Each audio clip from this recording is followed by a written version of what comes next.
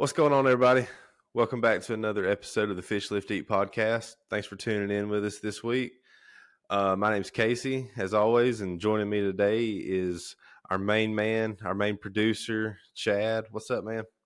Hey, what's up, guys?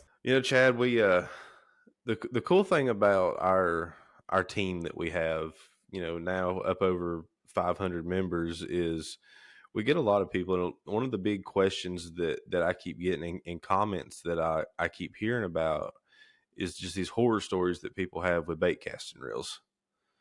They say, they can't do it. They can't throw one without bird nesting it. And they get it once, take it out of the box, throw it, and just, they hate it and they end up never trying it. And, that it kind of irritates me a little bit because, it's so simple and it's such a simple fix that, you know, that people would be able to go out and enjoy it a lot more if they knew the proper way to set it up. So I thought maybe we'd take a little bit of time tonight and just kind of go over, the makeup of a bait casting reel. Got one right here. Got my Shimano Corrado. And we just kind of go over the components of this, kind of a way that you can go out and set this thing up, and even if it's not perfectly dialed until you get it to the water, but at least to where you can take this to the water, make a cast, and not bird nest it. Nobody likes a backlash. They're going to happen. I still have backlashes from time to time that you got to pick out.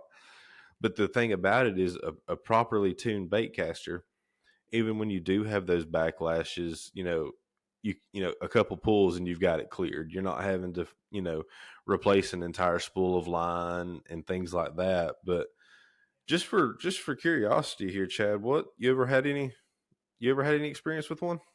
I'm telling you what, I hate to admit it. I did go and buy it because watching the bass tournaments on TV, they make it look so easy. I went out and bought one for myself, pulled it out of the box, put it on my rod, and the first cast I bird nested it, and I took it back to the Oh, store. perfect example. So today we're going to educate Chad on how he shouldn't have taken that reel back and how to properly set it up next time. So basically, if you're watching on YouTube, you'll be able to, kind of see what I'm pointing at here. So this is your pretty standard bait casting reel, 150 size series. But the main components that I want you to focus on are the brake system. So on a Corrado, it's external brakes. There's a knob right here that sets it, 1 to 10, or I think this one's 1 to 8. A lot of reels you'll find will have a knob kind of right here on the side that you can turn, but that's your brake system. And even some reels, not as often, but you actually have to pop this cover off, and you'll have internal brakes. But regardless of that's your brakes, and there'll be a number associated with the settings of those brakes. And then you've got the little knob right over here next to your reel that this is your line tension. This is how you adjust, your spool tension. I'm sorry, but basically how much give and take you have on your spool. So those are the two things that you really got to be conscious of whenever you're trying to set up your bait caster. And all of this is also going to be dependent on how heavy of a lure that you're trying to throw. So make sure that when you're trying to decide which kind of reel to get or which reel to get, look at the specs on it. Make sure that the lure that you're going to be fishing it with, or range of lures that you're going to be fishing it with, are within the specs of it. So the easiest way to set one up is what I would recommend, as long as you're throwing a lure that's inside that range, lean a little bit heavy on the brakes to start with. If it's a 0 to 10 brake, start at 7 or 8. You're not going to be there. Or if you're really scared about backlashing it and you just don't even want to have to fool with it, like, just turn your brakes all the way up. You can be able to adjust those and fine tune those once you get on the water and start making several casts and kind of get comfortable with the feel of it. But just go ahead and run those brakes all the way up, max them out. And then what you want to do is, once you have obviously have this on the rod, have your lure tied on at the end. start setting your spool tension. And what you're going to do that start on the tighter side. And the easiest rule of thumb to do with it is, whenever you trip your spool, so you hit that button right there on the bottom, and then now you're essentially in free spool. When you have that tension all the way up, you'll notice that your lure is not going to move. Nothing's going to come out. So then you can start backing off on that line tension. Or I'm sorry, I keep saying line tension. I'm trying to say spool tension. Just I'm a dumb hillbilly here. I don't really know what I'm talking about. But just start going real slow on it. Some rods will actually have a click, like you'll hear a hard defined click with the setting that goes in, and some's just it's just a knob that you're loosening up. But as you loosen this up, you'll start to know some line coming out. You'll see some line coming out, and your lure will start to drop a little bit. The way I like to do it is you want to have your tension backed off enough to where your lure kind of is at least on a steady drop. You don't want it going fast or anything like that, but have it to where it's just a slow, steady drop down. What that will allow you to do is go to the water and make a cast, and I can assure you it will not backlash. It's not going to cast very far. It's not going to cast great, like it's going to be all over the place, but you're at least going to be able to make a cast without having to worry about a backlash. And I guess to explain what these settings are actually doing, let me explain what a backlash actually is. So the way this reel wants to work is whenever you fling your lure out there, say you're throwing a jig, as your jig's going out, it's pulling line with it. When your spool is spinning faster than your lure is taking the line out, that's what causes a backlash. So that's the need for the brakes to slow down your spool a little bit, and your line tension to slow it down when it hits the water to makes your spool stop spinning. Because whenever the lure's not moving fast enough and your spool is still going, and it's just dumping that line, and that line has nowhere to go because your lure hasn't pulled it out yet, that's what causes your backlash. So that's the reason for needing these things set up properly and having your settings dialed. So what you're going to want to do though, once you get to the water, if you have it set with your brakes high and your spool tension still kind of on the tighter side of things, you're not going to be able to make optimal cast, but you're going to be able to throw your lure without having to worry about backlashing it.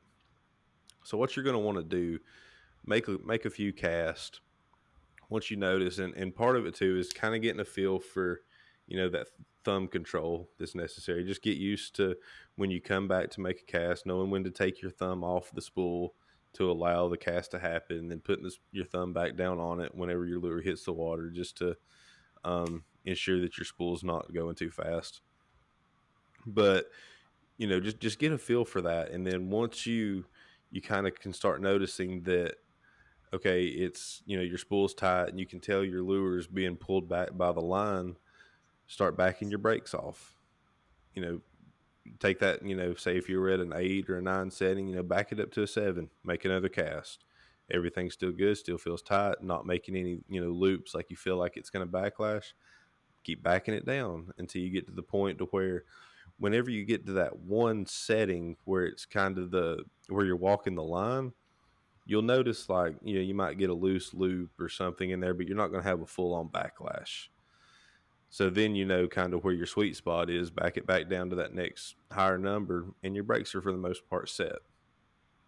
So then now once your brakes are set, you have a lot more freedom to make adjustments on your spool tension, because you could back it all the way down to where it's completely open and you're not going to backlash, but it's just going to require more thumb pressure and better control of that spool whenever it's hitting the water. But then, okay, so you back up to your spool tension now, make a cast, you know, either click it down a setting or make a small turn to loosen it. And then what you're going to notice now is your lure is you're going to start having much further distance on your cast. You're going to get a lot smoother cast, and you're going to have a lot more control when you're trying to aim at particular targets and stuff in the water. You're just going to have overall more control. So when properly tuned, a baitcaster is is so crucial. I mean, I prefer one over a spinning reel any day, just because of the control, the different ways I'm able to, fine tune my setups for each specific technique, because we hadn't even touched on it yet, but each reel, you can buy them in different gear ratios.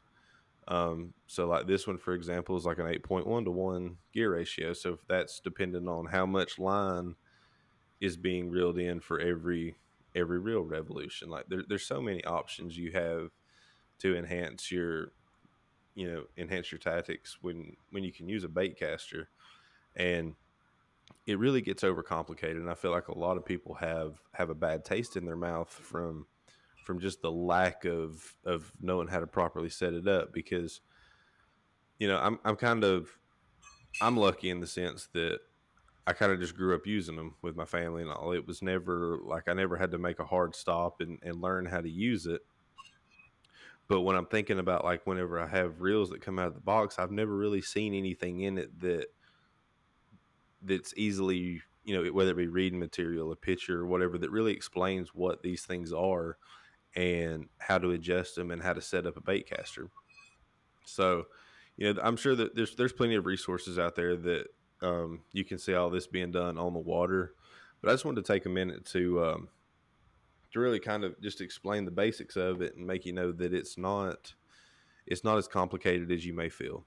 I promise, just a few minutes with somebody, like I can show anybody how to use a bait caster and make you cast it, without backlashing it and everything else. But really, like I said, those two key components to a bait casting reel is all you really got to tune in to make the difference between blowing a whole spool of line off of one and going out and having fun enjoying fishing. So, what do you think about it, Chad? Did I cover it well enough? Makes me think I should go back. You did, and it kind of makes me wish I would have done my research a little bit more before taking mine back. Well, that's you know if the amount of people that are having issues with that, because it's a regular thing that we hear on here, and we hear from people we talk to both within the team and outside the team. um Maybe there's a hole in the industry right there to where we need to educate people a little bit better, and hopefully we're able to kind of provide a little bit of that today. And then y'all listening to us, let us know, is this something that interests you enough that you'd like to see some on water tutorial on? Like, see me go out and basically take a brand new reel right out of the box and set it up and show you just how simple and quick it really is to be able to use one properly. If that's something you'd like to see, please let us know. Leave it in the comments below. Reach out to us on social media. You can find us at Fish Lift Eat Official on Instagram as well as TikTok. Um, we would love to, if that's something that you're really interested in and have the desire to learn how to use a bait caster, please let us know how we can help you. We're gonna make Chad go back out and get one, even if I have to ship a reel up to Colorado and make him do it. But it's one of those things. With everything, it takes practice. I mean, is it going to be perfect the first time you do it? No, but there are a few simple steps like that we've talked about today that you can, if you can execute on those steps and follow it, I promise you, you're not as far off from being able to use one properly as you think you are. Yeah, yeah, and this would have been valuable information for me. I just, after the first bird nest, I just kind of gave up, and I can see, people listening to this. That's going to help avoid a lot of frustration in the future going forward, and hopefully inspire people to get out there and get some and put it together properly. Yeah, I mean, it's set up properly. You can get them so dialed. If it's a specific lure that you're throwing on it that's the same weight and everything, like, you can get it so dialed that whenever that lure hits the water, like, you don't even have to put thumb pressure back on it to stop your spool. Like, you can get them extremely dialed into where it's like using the old, your grandpa's old Zebco 33. It's that simple. Once it's set up properly. And that's why, like, I just, when I hear people talk about, like, I just can't use one, they're just they blow up every time I throw it, and it's just like, man, it's not the real, but it's not your fault either because there's clearly not enough information out there on how to properly use one, and um, hopefully we're able to shine a little bit of light on that today and to make you want to go. I'm not saying go out and buy a $300 DC reel, like just find you a simple reel and take the time to set it up. Make sure that you got the right lure weight for what that reel recommends using, and go out and give it a shot. So Chad, that's your challenge when we leave here. I want you to go get a reel, go borrow one, go buy one, give me your address, I'll ship it to you. But go out and use it, and so that you can report back to everybody and let them know that it's not as hard as you thought it was. No, that sounds good. I've got a lot of good places around here to do some bass fishing, and wouldn't mind getting into that because, like you said, I've been, you know, prone to using that Zebco Oh, that's 33. Yeah. It's probably time I start to grow up and well, it mature just a little opens bit. up opportunities, when you start talking about like drag weights, reel speeds, line capacities, just I mean, list goes on and on and on. There's just more options that you open yourself up to with being able to effectively use a bait caster that you just don't have with a spinning rod or a spinning reel. In the last couple years, there's some companies that have kind of invested a little bit in offering more options for gear ratios on the reels and stuff on the spinning reels, but there's still nothing like what you can do on a bait caster. The drag weight, it's just the strength you have in that, but then also just the effectiveness and the efficiency of it is a huge thing with certain techniques. So I think anybody that's gonna you know, even at a recreational level, not even at a tournament level, even if you're going to recreationally bass fish, like you're going to be doing yourself a big favor and open up a lot of opportunities for yourself by being able to learn how to throw one the right way and getting comfortable with it. You're probably still not going to, just it's not going to be an extension of your arm the first time you go out, but take those steps to where one day it will, better yourself little bit every time you go, and before you know it, you're going to be using it second nature, and you're just going to be that much better of an angler because now that's one more tool you have in your pocket. So we're always going to challenge you to go out and learn something new, get out of your comfort zone and do it, because at the end of the day, that's just a new tool that you're going to have to catch more fish and open up more opportunities you have. Because I mean, the drastic end of it is like, these big glide baits that I like to throw around a lot. Like, you're not going to go throw those around on a spinning rod. I'm just telling you. I mean, unless you want to go get like a saltwater setup, I guess. But um, just give yourself an opportunity to be successful, and that's one more tool that can help you do it. Yeah. What, you got anything to add to that, and Chad? No, no, other than, I'm going to get out there and start working on that and see if I can hook one up properly and start putting it to use. So, no, I think it's great. I mean, I just gave up and never looked back, but, I'm looking forward to just getting out there and getting another one and Just giving gotta it another just keep try. fishing. Just keep going. Put your head down and go. Yep, So all our absolutely. listeners out there, obviously we Yep. appreciate you tuning in. I know this is one of our shorter episodes, but it's just something that I keep hearing, and I wanted to address it because there's enough complicated things out there that do take more effort and more willpower and stuff, but this isn't one of those. And I just wanted to kind of break that barrier for you to know that if you've been thinking about going and trying one, like, just go pick it up. Yeah, I promise you it's not that hard. But whenever you do, I would love to be able to see your journey on that. And if you have any questions about the specific reel that you got, you want to make sure you got it set up right, please reach out to us. I'm more than happy to chat with you about that and make sure that everything's dialed in and ready to go for you to go start learning how to use it. But then show me that first fish you catch on it too.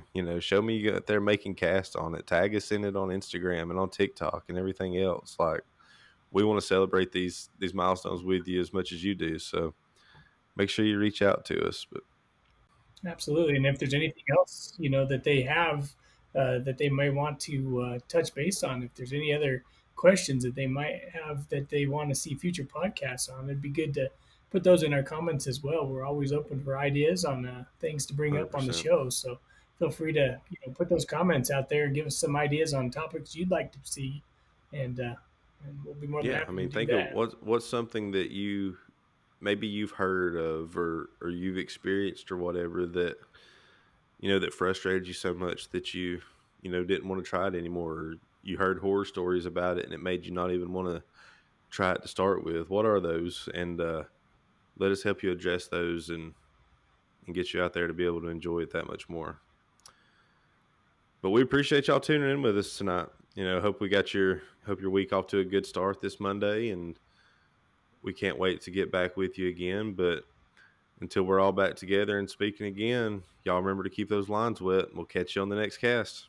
See y'all.